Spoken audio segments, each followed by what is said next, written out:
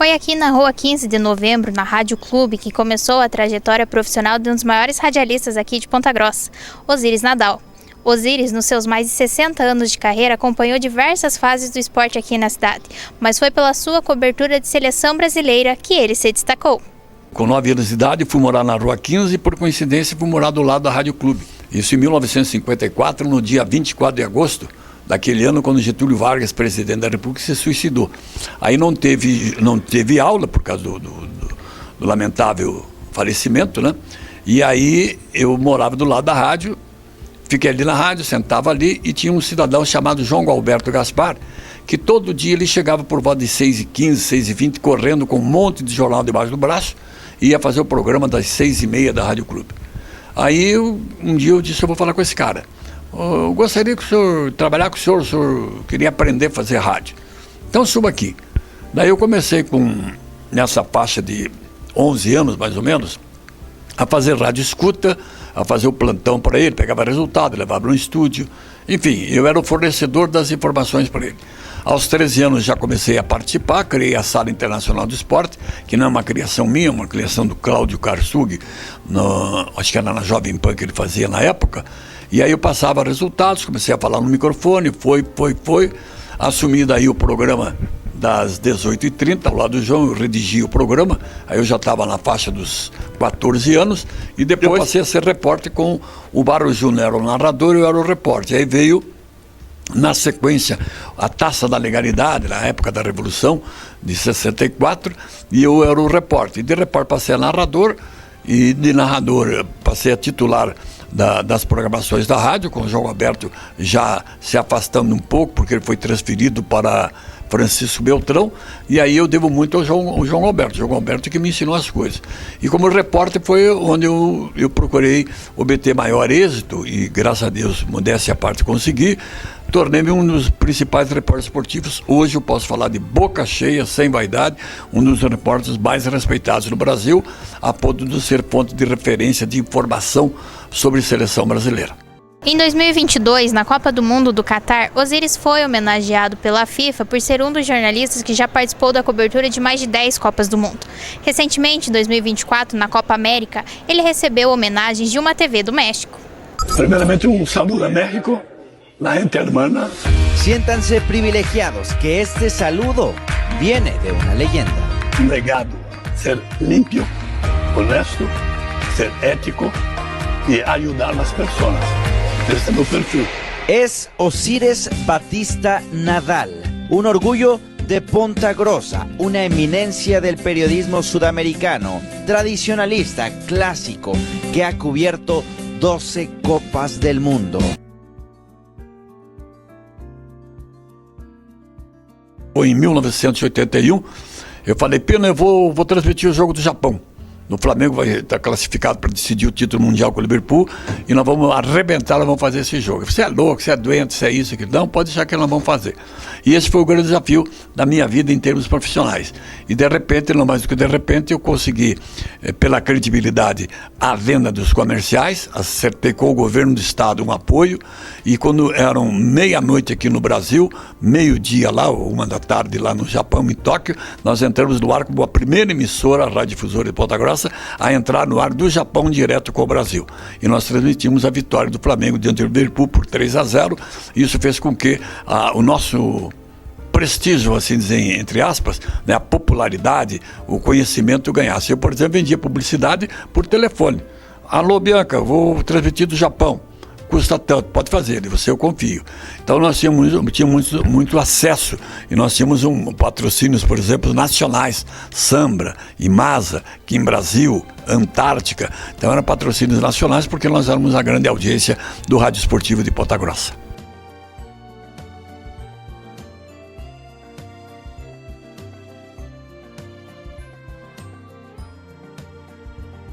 Pela primeira vez na história, Operário Ferroviário levanta o troféu de campeão estadual. Mas que sonhou com isso o torcedor do Operário?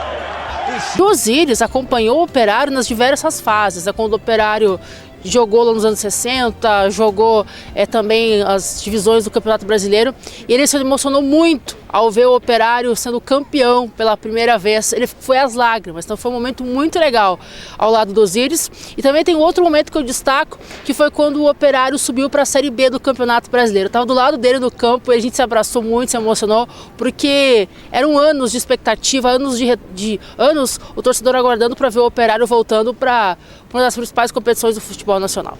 Ele sempre marcou muito, porque ele esteve presente em todos os grandes momentos do esporte de Ponta Grossa, que eu me lembro. Então, se você falar assim, por exemplo, que em 1961, o Operário teve um grande time aí, que foi vice-campeão paranaense aí, e teve decisão muito importante, o Osiris estava lá, o Osiris estava acompanhando. Nesse tempo eu nem pensava em fazer rádio, mas ouvia.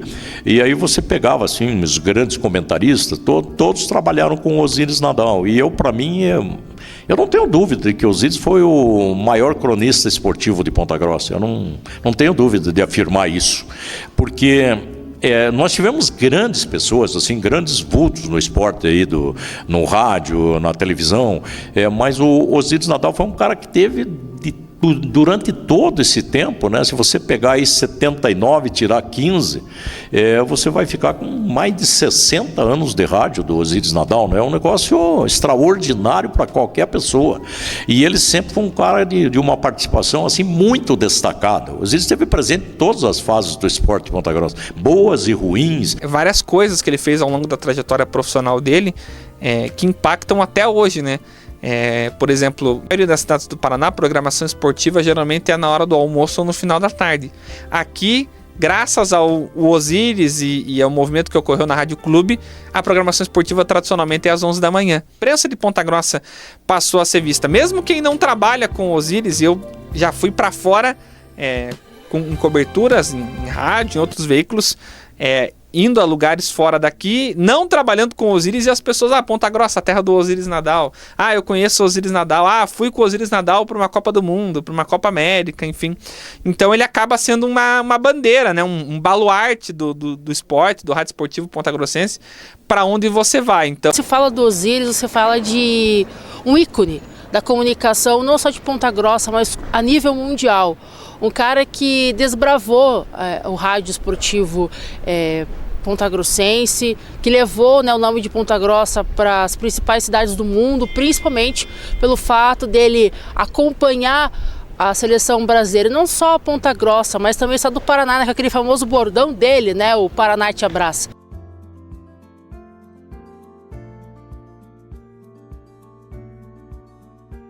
Das cadeiras inferiores, bem na beirada do estádio. E do meu lado ficou o técnico Oswaldo Brandão, que tinha sido técnico da seleção, foi técnico do Corinthians, Palmeiras, um vencedor, e ele é a esposa dele. E aí, quando tá o jogo rolando, fizemos 3-1, aí eu falei pro Oswaldo, seu Oswaldo, vou invadir o campo. Não faça isso. Vou. E peguei a bandeira e pulei, veio aqueles stewards, né, o pessoal da segurança veio atrás de mim, eu fui rapidinho, subi uma escadinha que tinha ali, e corri. Quando eu corri para trás do gol, que eu tô passando atrás do gol, o Carlos Alberto tá fazendo o quarto gol da seleção brasileira. Feito o quarto gol, deu 1 minuto, talvez 2 minutos a mais, eu já tô dentro do campo, aí o Brasil ganha, todo mundo invade o campo e eu, aquele desejo enorme de comemorar, invadi o campo. Sempre com a bandeira de Ponta Grossa e a bandeira do Brasil. Vi o Brasil tricampeão, depois eu vi o tetra, depois vi o penta, e isso faz da minha vida uma alegria do esporte, e jamais larguei a seleção. Então a história é isso, a princípio é isso, tem muito para contar, mas o tempo urge.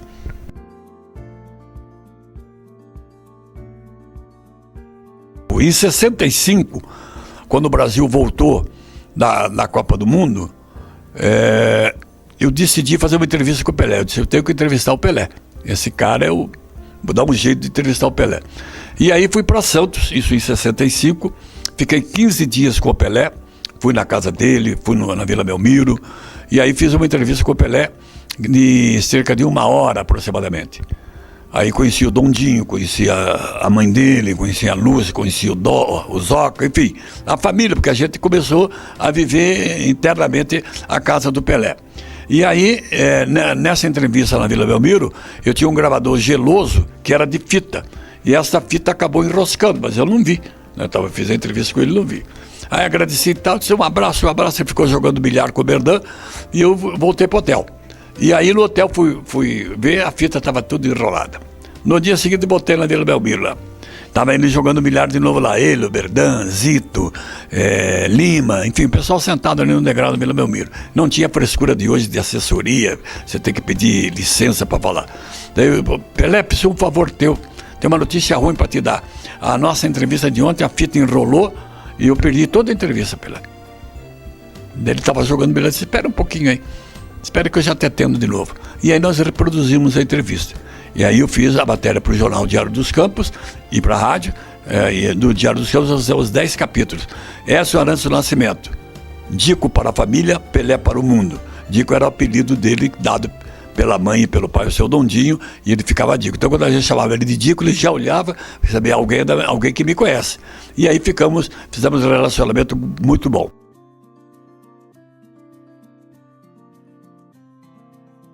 O Cruzeiro veio jogar aqui em Ponta Grossa contra o Operário e o técnico do Cruzeiro era o Filipão, né? Técnico da seleção brasileira, campeão mundial em 2002. E o Osíris me manda uma mensagem dizendo o seguinte, olha, entreviste o Filipão na nossa transmissão. E eu falei, Osíris, a gente não está podendo entrevistar os técnicos, os jogadores por conta das regulamentações e por conta da pandemia. E aí ele me disse o seguinte, não, eu já conversei com o Filipão, tá tudo certo, tá tudo resolvido, ele vai dar entrevista para você. E aí eu pensei, falei, poxa vida, será mesmo que o Osíris mandou mensagem pro Filipão? O Filipão respondeu ele. Claro, eu sabia que ele tinha acompanhado a Copa em 2002, que poderia ter uma relação com o Filipão, mas é aquela coisa, você não, na hora mesmo você não acredita. Mas enfim, fui pra saída do ônibus do Cruzeiro e ali eu fiquei aguardando, esperando que passasse o Filipão ali e eu tentasse alguma coisa, né? Passaram mais alguns jogadores, tinha alguns seguranças do Cruzeiro ali. E aí um dos seguranças de novo veio me perguntar, o que você está fazendo aqui? Eu falei, não, tô esperando o Filipão para tentar uma entrevista com ele e tal. Ele falou, o Filipão não vai dar entrevista. E eu falei, não, tem problema, vou ficar aqui. E aí o Filipão é uma das últimas pessoas da delegação do Cruzeiro a passar na saída ali do Germano Krieger, e eu começo a me esgoelar, Filipão, entrevista, e nada do Filipão, nem olhar pro lado para ver se tinha alguém ali. E aí quando ele tava quase subindo a escadinha do ônibus para entrar, eu falei, bom, é a última tentativa aqui. Falei, Filipão, dá uma palavrinha com o seu Osíris falou que você ia conversar com a gente e tal. E aí ele tá quase subindo no ônibus, ele volta, ele olha para trás, dá meia volta, vem na minha direção, pega o foninho e o microfone que estavam na minha mão, e ele só diz o seguinte para mim, eu não vou dar entrevista, mas eu só quero falar para vocês o seguinte, que um grande abraço pro seu Osíris, um beijo no coração dele, e quando tudo isso passar, a gente vai tomar uma cerveja para falar da nossa Copa. Eu fiquei emocionado naquele momento, o Osíris, acho que mais ainda, tanto é que o Osíris no dia seguinte reproduziu esse trecho, essa fala do Filipão nos programas esportivos e tal, mas é uma memória que eu tenho assim muito viva e que me mostrou o tamanho que é o Osíris Nadal, né? Eu já tinha tido contato aí com figuras de expressão do esporte, tipo, sempre apresentado por ele que me apresentou para Galvão Bueno, para todas as figuras que você conhece, o rádio esportivo, ele me apresentou um por um, e ele dizia para mim, quem que você quer conhecer? Eu digo, o cara que eu quero conhecer é o Fiore Gilhote. Aí nós estávamos fazendo um jogo Brasil e Argentina em Curitiba, e eu estava comentando, ele narrou o jogo, no intervalo de jogo ele saiu da cabine, me deixou comentando, né, e eu estava comentando no intervalo de jogo, daqui a pouco estava ele com o Fiore Gilhote lá, que veio para narrar o jogo para a Rádio Bandeirantes, e era um destaque do rádio esportivo. E daí ele me apresentou para ele, depois a gente se encontrou novamente no Chile e em outras viagens, em Copa América, no Peru, mais tarde no Uruguai, no Paraguai, a gente viajou e fez Copas muitas juntos. O nome dele abre portas, né? Quando você fala de Osíris Nadal, sou amiga do Osíris, trabalhei com o Osíris, as pessoas já te olham diferente.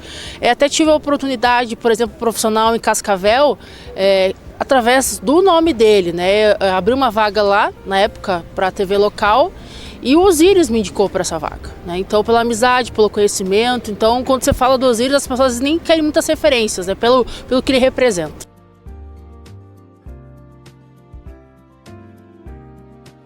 Isso nos idos de 65, por aí. Tinha um locutor chamado Amário de Souza, uma figura humana excelente, e ele me colocou o apelido de Ziroca. E tinha a parada esportiva, que era a parada esportiva autonal, ela passou a se chamar então Parada Esportiva do Ziroca. E aí tinha aquele negócio do feijão, fazendo blu, blu, blu, blu, na panela de pressão. E foi pegando, cresceu. E eu, na época, nesse período, vamos dizer, 65 a 70 e tantos, eu era a grande audiência do rádio de Ponta Grossa. O público, senhoras de casa, crianças, homens, paravam para ouvir, paravam no bom sentido, para ouvir o programa. E essa parada esportiva do Ziroca tornou-se uma referência no rádio esportivo do Paraná.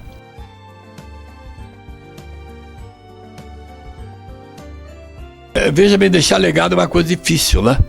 Mas eu deixo três coisas importantes. Primeiro, honestidade. Eu nunca fui um cara desonesto. Nunca me troquei publicidade por gasolina. Troquei publicidade por revisão de carro. Troquei publicidade por vantagem econômica. Nunca. Você vai pagar o preço se quiser. Se não quiser, tchau e benção, eu vou tentar outro. Então, honestidade em princípio. Segundo, trabalho. Eu sou um cara que e não faço mais do que obrigação, não penso que eu sou um leão para trabalhar. Eu trabalho. O trabalho te leva ao seu grande destino. Se você colocar na cabeça que você vai produzir, você precisa alcançar aquele top lá, você vai chegar lá, mas à custa de trabalho. E terceiro, não esqueça, procure sempre saber das coisas. Não faça notícia mentirosa, não crie fakes. Vá atrás da notícia. Por mais dificuldade que você tenha para obtê-la, vá atrás. Isso vai somar para você o principal, o crédito, o nível moral que você tem perante a opinião pública. Você pode falar que eu sou gozador, que eu sou irreverente, que eu sou brincalhão, mas você não pode falar que eu sou desonesto. Você não pode falar que eu sou desleal. Você não pode falar que eu não trabalho. E ele deixa um legado extraordinário porque ele participou de tudo na vida radiofônica de Ponta Grossa.